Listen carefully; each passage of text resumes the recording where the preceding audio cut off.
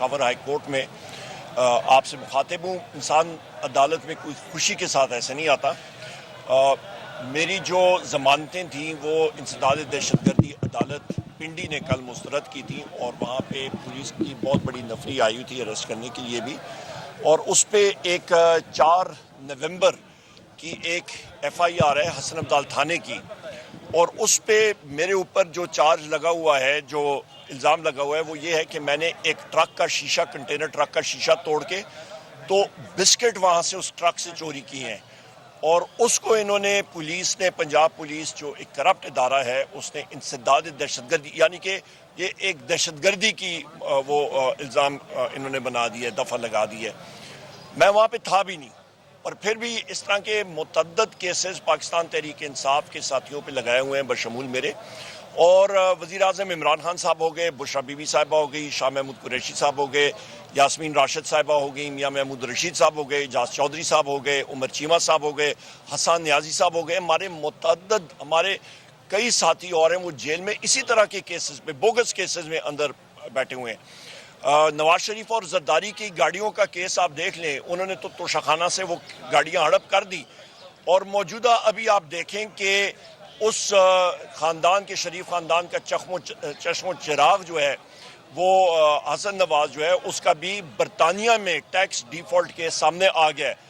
وہاں پہ تو ابھی اس کے ساتھ کوئی زیادتی نہیں ہو رہی نا, وہاں پہ بھی وہ کہتے ہیں نا چور چوری سے چلا جاتا ہے, ہیرا پھیری سے نہیں جاتا. تو یہاں پہ انہوں نے مطلب مختلف ڈیفالٹ جہاں پہ بھی کیے, آپ کا قومی خزانہ لوٹا, اور وہاں پہ بھی جا کے برطانیہ کا بھی ڈیفالٹر کی لسٹ میں ماشاءاللہ وہ آ گئے. ان چیزوں کو ہم لوگ کنڈیم کرتے ہیں.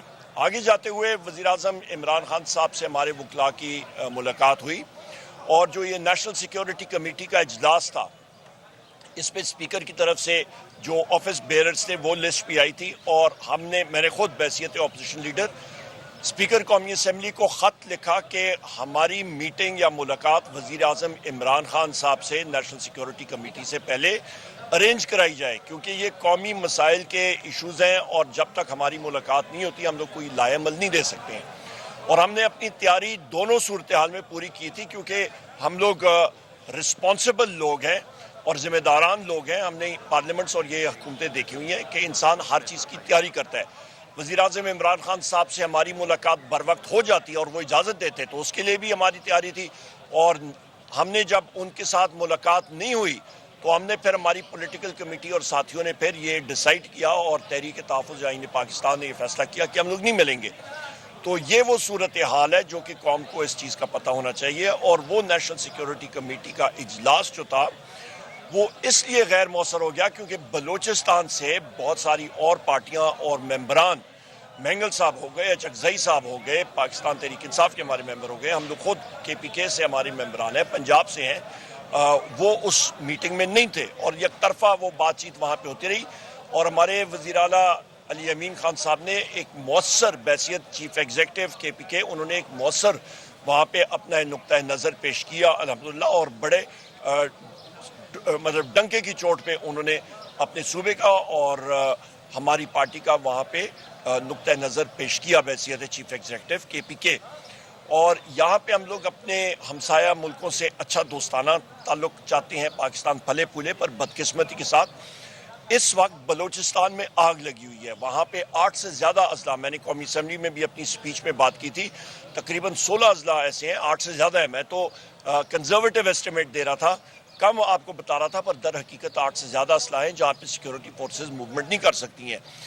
جو آپ کا جعفر ایکسپریس پہ اٹیک ہوا تھا, اس کو بی ایل اے کا, اس کو ہم نے شدید الفاظ میں اس کی مذمت کی. ہمارے جو اس پہ بہادر ہمارے فوجی حضرات مسلح افواج کی جو ساتھی شہید ہوئے تھے, سویلینز شہید ہوئے تھے, اس کی ہم نے شدید الفاظ میں مذمت کی ہے. اور یہاں پہ میں یہ بھی کہتا چلوں کہ بحیثیت اپوزیشن لیڈر اور پاکستان کا ایک محب وطن شہری, میری یہ ڈیمانڈ رہی ہے اپنی پارٹی کی طرف سے بھی اور اپنی طرف سے بھی کہ اس کی انکوائری ہونی چاہیے. کیونکہ جب آپ کو سیکیورٹی تھریٹ تھے تو انٹیلیجنس کے ادارے کہاں پہ تھے, انہوں نے صحیح انتظامات کیوں نہیں کیے؟ اس کے چند دن بعد پھر آپ کا نوشکی میں جو اٹیکس ہوئے اور باقی بھی اٹیکس ہوئے, تو انٹیلیجنس کے ادارے ہمارے کر کیا رہے ہیں؟ ان کا یہی کام ہے کہ عمر ایوب کے پیچھے بسکٹ چوری کے پرچے کروائیں, वज़ीर आज़म इमरान खान साहब के ऊपर तोशाखाना के पर्चे कराएं, शाह महमूद कुरैशी पे और बुशरा बीबी साहिबा पे और बाकी साथियों पे, उन पे भी झूठे पर्चे कराएं। सिर्फ यही काम रह गया उनका। जब इन कामों पे इंटेलिजेंस एजेंसीज के लोग लगेंगे तो फिर मुल्क में बदकिस्मती के साथ दहशतगर्दी बढ़ती है। क्योंकि ये मैं बात कर दूं कि जो इस वक्त की इंस्टॉल्ड रिजीम है, उनके पास ना पब्लिक का मैंडेट है और ना वो किसी किस्म के फैसले कर सकते हैं। वो तो हमारी मुलाकात अडयाला जेल में वज़ीर आज़म इमरान खान साहब से ना शहबाज शरीफ करा सकता है, ना इनमें से कोई और करा सकता है। सर यहाँ पे मैं ये एक बात कर दूं, अभी चीनी के हवाले से पिछले साल उन्होंने कहा जी पाकिस्तान में बड़ी चीनी वाफिर हो गई, एक्सपोर्ट करो। एक्सपोर्ट की अभी कमी हो गई है। अभी रमज़ान शरीफ के महीने में चीनी की कीमतें देखें कहाँ पे चली गई हैं। इनको शर्म आनी चाहिए, इनको शर्म से डूब मरना चाहिए। पर ये बेशर्म है, ये चीनी चोर भी यही हैं, टैक्स चोर भी यही हैं, डिफॉल्टर भी ये हैं, मुल्क का ख़जाना इन्होंने लूटा, तो इनको तो शर्म आती नहीं है। मतलब ये मुस्लिम लीग नून की गवर्नमेंट वालों की मैं बात कर रहा हूँ। लिहाजा इनके जो लोग बढ़ चढ़ के बातें करते हैं, इल्ज़ाम तराशी करते हैं, वो खुद वो तंजीम साजी के हवाले से उनको मैं याद दिला दूँ तो वो फिर मतलब बात बड़ी दूर चली जाएगी। तो लिहाजा तलाल चौधरी हो गया या और इनके हो गए तो वो तंजीम साजी ताकि रहे हैं, उससे आगे ना बढ़े तो ज़्यादा बेहतरी होगी। और इसके साथ साथ मैं ये भी कहता चलूँ कि मईशत इस वक्त बिल्कुल इन्होंने तबाह बर्बाद कर दी है। महंगाई देखें, आसमानों से बात कर रही है। इन्वेस्टमेंट आप देखें, वो बिल्कुल सिफर बटा सिफर। मईशत सुकड़ गई है। पब्लिक अकाउंट्स कमेटी में भी हम लोग जब बैठते हैं तो इनकी करप्शन की दास्तानें सामने आती हैं। तो ये वो हालात हैं और हमारे अपने सूबे का तकरीबन 15 से 16 अरब रुपए वाजिबात जो हैं वो रहते हैं और इन्होंने हमें देने हैं। बहुत शुक्रिया। सर ये बताइए, सियासतदान तकसीम है, यही वजह है कि दहशतगर्दी दिन ब दिन बढ़ रही है। दूसरा ये सवाल है कि आपने हुकूमत के कॉन्फ्रेंस या सिक्योरिटी के इजलास में शिरकत नहीं की और अपने आल पार्टी इजलास बुलाया हुआ है। थोड़ा सा लाइट जनाब जी दिशान साहब। सर सियासतदान तकसीम है जिसका फ़ायदा दहशतगर्द उठा रहे हैं, क्या समझते हो? दूसरा ये सवाल है कि हुकूमत के इजलास में आपने शिरकत नहीं की सिक्योरिटी के लिए, आप अपना आल पार्टी कॉन्फ्रेंस बुलाया तो उसकी क्या अहमियत होगी, क्या कहेंगे? बड़ा अच्छा सवाल है आपका।